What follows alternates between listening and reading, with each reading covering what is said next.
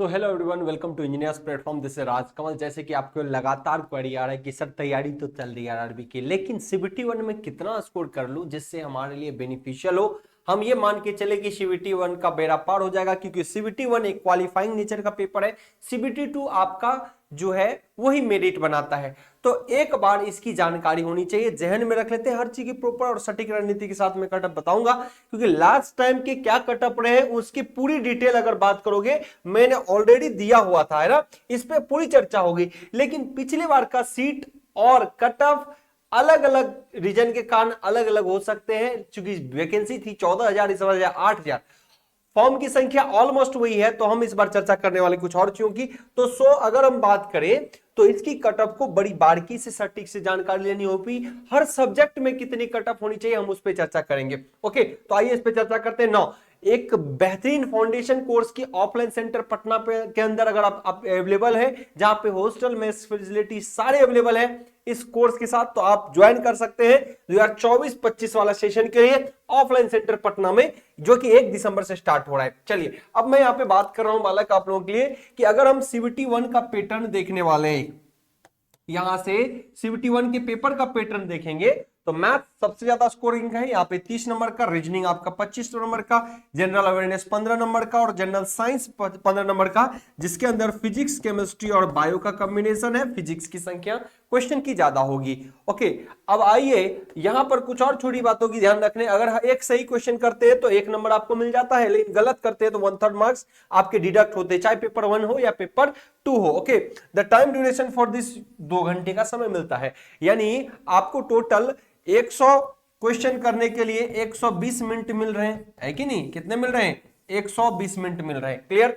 आप सोचो कि हर क्वेश्चन पे 1 मिनट से ज्यादा समय मिल जा रहा है, वक्त मिल रहा है आपको। ओके, अब यहां पर कैसे होनी चाहिए इसकी तैयारी। आपको पता है मैथ्स रीजनिंग स्कोरिंग पेपर है, आप अगर इसी दोनों से स्कोर करना चाहते हैं तो बहुत अच्छा पेपर स्कोर कर सकते हैं। उसके अलावा एक इंजीनियर के लिए जो सबसे बड़ा टास्क होता है वो जनरल अवेयरनेस होता है। इसमें भी हमें इतना है कि अवेयरनेस इतनी तो होती है कि कुछ क्वेश्चन लगा दी जाए, और साथ के साथ फिजिक्स पर पकड़ आपकी होती है, केमिस्ट्री में पकड़ होती है, नो डाउट बायोलॉजी आपको परेशान करता है। उसी के अकॉर्डिंग हम मानेंगे कि आपका कटअप बननी चाहिए, और यहीं पर आपको ध्यान रखनी होगी। एक बात और ध्यान रखना है, आरआरबी जेईई के अंदर जो सिलेक्शंस होते हैं, यानी पेपर 1 के कटअप जो होते हैं वो नॉर्मलाइज मार्क्स पे बेसिस पे होते हैं, ना कि रो मार्क्स पे। तो आइए हम थोड़ी सी चर्चा इसको लेके कर लेते हैं।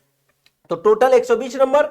अब इस पे चर्चा करें, ये लास्ट ईयर कहें अगर, तो आरआरबी का लास्ट ईयर कौन सा हो जाएगा? 2019 में आप देखेंगे इलाहाबाद, भोपाल, है ना, अहमदाबाद, चेन्नई, गुवाहाटी, मुंबई, सभी जोन के हमने कटअप तो दे रखे, सेपरेट जोन के भी हमने कटअप तो दे रखे, लेकिन ये कटअप डिसाइडिंग फैक्टर नहीं होगा, है ना। कहीं 60 भी गया है, कहीं 65 भी, कहीं 70 भी। अलग अलग पोस्ट मैटर कर रहे हैं, अलग अलग जोन मैटर कर रहे हैं, उस जोन में फॉर्म अप्लाई करने वाले बच्चों की संख्या मैटर कर रहे हैं। तो लास्ट टाइम के कटअप को हम एकदम नहीं देखेंगे, इग्नोर करना पड़ेगा, है ना। ये एनालिसिस तो होगी, लेकिन कि हाँ चलो ठीक है, इसके दुगना लगभग सीटें थी, उनसे थोड़ा कम, यानी 1.5 गुना से ज्यादा सीटें थी, तो कटअप कितना है बस ये एक्सपेक्टेड ले सकते हैं। लेकिन एक ही जोन में कटअप अलग गए, किसी में 70, किसी में 75, किसी में 62, किसी में 65, क्योंकि पोस्ट पे भी निर्भर करता है। आप अगर अच्छे पोस्ट लेना चाहेंगे तो ऑब्वियसली ऐसी स्थिति में, जैसे कि आपने वर्कशॉप चुना, है ना, आरएनडी चुना, तो ऐसी स्थिति में क्या होगा, आपको कटअप ज्यादा देखते हुए मिलेगा। वही अगर ट्रैक की बात करेंगे तो कटअप कम होगा। आइए, तो यहां पर इस प्रीवियस कटअप पे हम कोई खास चर्चा नहीं कर सकते। हम देखते हैं यहां, इसी का मतलब है expected cut up. Clear? So expected cut up 2024 के बारे में हम चर्चा करेंगे कि आरआरबी जेईई के लिए क्या होगा। ये इलेक्ट्रॉनिक्स ब्रांच मत समझ लेना, एक्सपेक्टेड कटअप है 2024 का क्या होगा। तो मैं यहां पे बात करूंगा रो मार्क्स का, और यहां पे बात करूंगा नॉर्मलाइज मार्क्स का, और यही आपका सिलेक्शंस के लिए जरूरी है ना। सिलेक्शंस के लिए आपको क्या है, अब नॉर्मलाइज मार्क्स ही जरूरी है। तो मैं इन जनरल बात कर लेता हूं कि अगर जनरल कैटेगरी की कटअप ऐसा होगा तो सिमिलर हर ओबीसी, एससी, एसटी का उसी अकॉर्डिंग थोड़ा थोड़ा मार्क्स आप कम कर सकते हैं। ओके, अगर मैं कहूं कि मैथ्स की, तो बालक मैथ्स जो है टोटल 30 नंबर का है, टोटल 30 नंबर में है। एक इंजीनियर के द्वारा मैथ्स तो अच्छे किया जा सकते हैं, नो डाउट। अभी बातों से, जब बच्चों से बात जब मैंने किया तो उन्होंने मैथ्स पे इतनी पकड़ नहीं बना रखी। नो डाउट मैथ्स तो बन जा रहे हैं, समय बहुत लगता। मोस्टली बच्चों का ये कहना है कि सर मैथ्स पढ़ने का तो बहुत दिन से आदत रहा नहीं, बनता तो है, समझते तो है, पर समय लगता है क्योंकि इतनी समय प्रैक्टिस नहीं कर पाए, क्योंकि इतना सिलेबस भी कवर करने का था। नो डाउट मैं मानता हूं, लेकिन मैं ये फिर भी ये मानता हूं कि बालक अगर आप इसका 24 नंबर 20 में लाने में सक्षम होते हैं तो आपका पेपर अच्छा गया। ये माना जाए कि ना पढ़ने के बावजूद, अगर ना पढ़ने इन द सेंस कि जो रेगुलर आप कंटिन्यूटी में नहीं है, बहुत बीते दिए कुछ समय जो मिला उसमें अगर 30 में 24 भी लाते हैं तो एक अच्छा स्कोर माना जाएगा, 25 भी एक अच्छा स्कोर माना जाएगा। लेकिन इससे नीचे मत करिए एज ए इंजीनियर, मैं यही आपसे उम्मीद करूंगा, है ना। क्योंकि बहुत सारे बच्चों को कह रहे हैं कि सर क्वेश्चन तो बनते बट समय बहुत लगता। टाइम तो फिक्स है और टाइम का ही तो गेम है, वनडे एग्जाम में टाइम का गेम है। उम्मीद करते हैं आप लोग टाइम को मैनेज अच्छे से करेंगे। दूसरी स्थिति अगर मैं बात करूं तो 22 नंबर हम एक्सपेक्ट कर रहे हैं 25 नंबर के अंदर। ये रीजनिंग है, रीजनिंग में तो स्कोर करता ही बंदा। और रीजनिंग आप आज नहीं पढ़ रहे, आपने एसएससी जेईई के लिए तैयारी किया तब भी आपने रीजनिंग को फॉलो किया, डिफरेंट बहुत सारे एग्जाम को फॉलो करते हो तो रीजनिंग में स्कोर कर सकते हो। 25 में 22 बहुत बड़ी बात नहीं है, क्योंकि एसएससी जेईई में भी बच्चे 50 में 50 लाते हैं, 50 में 49 लाते हैं। ओके, तो मैं उम्मीद करता हूं कि 25 में आप 22 नंबर स्कोर कर सकते हैं। साइंस 30 नंबर का है, फिर भी मैंने आपको अच्छा खासा रिवेट दिया यहां पे। अगर 30 नंबर में है, बायोलॉजी कहीं ना कहीं आपको एक डिफिकल्टी फेस करना पड़ जाता है बायोलॉजी के अंदर, तो फिजिक्स का 12 नंबर 13 नंबर का क्वेश्चन होगा, केमिस्ट्री उसके बाद की स्थिति होगी और फिर बायोलॉजी की होगी। तो बालक आप अगर देखें फिजिक्स को एक इंजीनियर बहुत अच्छे से कवर कर सकता है, तो अगर फिजिक्स को आप अच्छे से कवर कर ले तो हम ये मानते हैं केमिस्ट्री के साथ साथ आप लगभग 20 नंबर का स्कोर तो कर सकते हैं। बायोलॉजी को हम ये मानते हैं कि 10 में यानी 8 क्वेश्चन अगर बायोलॉजी का आता है तो 2-3 क्वेश्चन तो एनी हो बना ही लोगे, एज ए इंजीनियर आप कर सकते हैं। तो यहां पर स्थिति ये बनेगी। जीके में हम मानते हैं कि स्थिति तो बहुत बुरा हालत होता है जीके के अंदर, तो हम ये मानते हैं कि 15 नंबर में 15 नंबर का जो जीके है उसमें आप 50% लाओगे, और नहीं 50 लाओगे और उससे कम लाओगे, 40% लाओगे, 35% लाओगे तो भी 5 नंबर तो आना ही चाहिए। सो ऐसी स्थिति में जो एग्जैक्ट मार्क्स होगा आपका कितना होगा, 71 से 73। और इस बार मैं ये नहीं कह रहा कि 70 ही होगा, क्योंकि नॉर्मलाइज मार्क्स अलग होगा। अभी हम यहां पे बात कर रहे हैं कि सब पोस्ट के लिए हर जोन में 70 ही कट ऑफ जाए, ऐसा कोई मैंडेटरी नहीं है।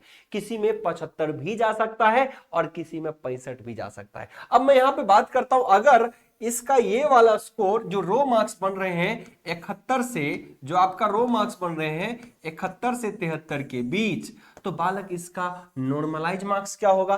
बालक अगर आप एक्यूरेसी बढ़िया रखते हैं तो नॉर्मलाइज मार्क्स आपके, हालांकि एग्जाम बाय एग्जाम के शिफ्ट में क्वेश्चन के हार्डनेस और softness in the face easier पे निर्भर करता है कि कितना इजी था। अगर इजी था तो नंबर आपके वो रेफरेंस लिया जाएगा, और फिर जितना जो टफ है उसके आधार पर उसके स्कोर बढ़ते चले जाते हैं। यानी मैं मानता हूं 71 से 75 वाले की चीजों में हमारा ये स्कोर 75 मार्क्स तक जा सकता है। रो मार्क्स में कितना, 75 मार्क्स तक जा सकता है। तो यानी नॉर्मलाइज मार्क्स का सिलेक्शन जो पिछली बार था वो कहीं 61, कहीं 65, कहीं 70, कहीं 72, 74 और भी ज्यादा थे, लेकिन ऑन एन एवरेज 60, 65, 56 भी किसी किसी जोन में गया है। लेकिन इस बार हम ये मान के चलते हैं कि हमारा कट ऑफ 75 होगा, क्योंकि कंपटीशन तो डे बाय डे रहेगा।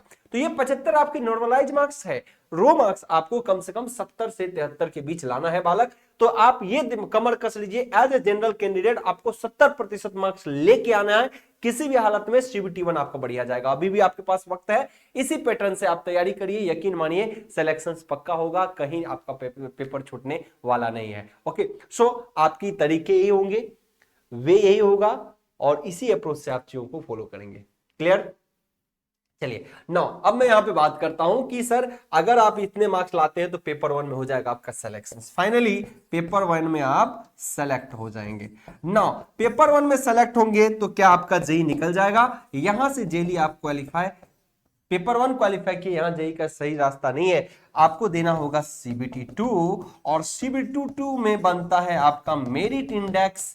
हम इन सारी चीजों की चर्चा करेंगे, जिसमें 100 नंबर का तो खाली टेक होता है और 50 नंबर का बालक आपका नॉन टेक होता है, 50 में कितना, नॉन टेक। तो इन सभी चीजों के लिए अगर आप ऑफलाइन के लिए करनेंगे या ऑनलाइन भी करते हैं, इंजीनियर्स प्लेटफॉर्म आपको टेक्निकल्स की एक संस्था है जहां पर इलेक्ट्रिकल की दमदार कंटेंट आपको मिलता है, सिविल के भी मिलते हैं लेकिन रिकॉर्डेड फॉर्मेट में, और मैकेनिकल के भी। सो आप अगर तैयारी करना चाहते हैं तो ऑफलाइन सेंटर पटना जरूर आ जाइए अगर बेहतर तैयारी करना चाहते हैं, या फिर ऑनलाइन से ही जुड़िए क्योंकि ऑनलाइन में हमारा बहुत सारी क्लासेस अभी आपके आने वाले एग्जाम सीबीटी 2 के लिए आएंगे, तो यहां पर भी कोई समस्या नहीं होगी। नाउ अगेन मैं एक बात पे और फोकस करूंगा, आप ऑनलाइन कोर्सेस ले सकते हैं जहां पर यहां पे इस कोर्स में वंदे भारत प्लस बैच में आपको बुक्स भी डिलीवरी होती है, वरना ये बैच आपको सिर्फ और सिर्फ 2100 रुपए का अवेलेबल है, 2199 का। और इसमें आपको दो दो बुक्स मिलती हैं जिसमें 10,000 क्वेश्चन का प्रैक्टिस कर लीजिए तो आपका एग्जाम कहीं नहीं रुकता। ऑनलाइन टेस्ट सीरीज के लिए इंजीनियर्स प्लेटफॉर्म के एप्लीकेशन पे जाइए या फिर वेबसाइट पे जाइए, मैं और भी बहुत सारी चीजों की चर्चा करता हूं। अगर सिर्फ आरआरबी की तैयारी के लिए चाहते हैं तो एक बुक 7,000 क्वेश्चनों का ये बुक्स ले सकते हैं जो कि फ्लिपकार्ट और इंजीनियर्स प्लेटफॉर्म के एप्लीकेशन पे मिलेगा। आप इन चीजों को फॉलो कर सकते हैं। ये एक बेहतरीन बुक जो आरआरबी को लेके है और इसमें लगभग इंडिया के 50 एग्जामों को भी कवर किया गया जिसमें 7,000 क्वेश्चनों का संग्रह। और एप्लीकेशन कहां जाना पड़ेगा, इंजीनियर्स प्लेटफॉर्म। नो एक बार मैं फिर आपको बोलता हूं, इन सभी चीजों के लिए एक बड़ा अनाउंसमेंट आपके लिए हुआ है कि बालक आपको ऑफलाइन सेंटर अगर ज्वाइन करना है जेई के फाउंडेशन कोर्स के लिए या फिर आरआरबी के लिए, तो आप हमारे पटना सेंटर बाजार समिति रामपुर लैंड रोड पे आइए। जरूर यहां पर आपको हर एक फैसिलिटी पढ़ाई को लेकर मिलेंगी। साथ के साथ अगर आप चाहते हैं कि हम कुछ न लेके जाए तो भी इंजीनियर्स प्लेटफॉर्म आपका लॉजिंग यानी रहने का, फूडिंग खाने का, स्टडी के लिए लाइब्रेरी और साथ के साथ आपको फ्री बुक्स प्रोवाइड कर रही है। तो आप इंजीनियर्स प्लेटफॉर्म पटना सेंटर पे जरूर जुड़िए, दिए गए नंबर पे कांटेक्ट करिए। उम्मीद करते हैं सारी जानकारी आपको प्रॉपर वे में मिल जाएगा। So this is all about, एक छोटा सा सेशन था कि सीबीटी 1 में क्या करना चाहिए। बच्चा ओवरऑल यही दिमाग में रखिए कि 70% अगर लाएंगे, हो सकता है किसी का 65 पे भी सिलेक्शन हो जाए, लेकिन 70% एक ऐसा कैटेगरी क्राइटेरिया हमने सेट किया है कि अगर इतना आप स्कोर करते हैं तो यकीनन मानिए आपका सिलेक्शन जरूर होगा अब की बार रेलवे पार। Okay, thank you, stay tuned on Engineers Platform. हम आपसे मिलते हैं फिर अगले वीडियो में। Bye bye, take care, thank you.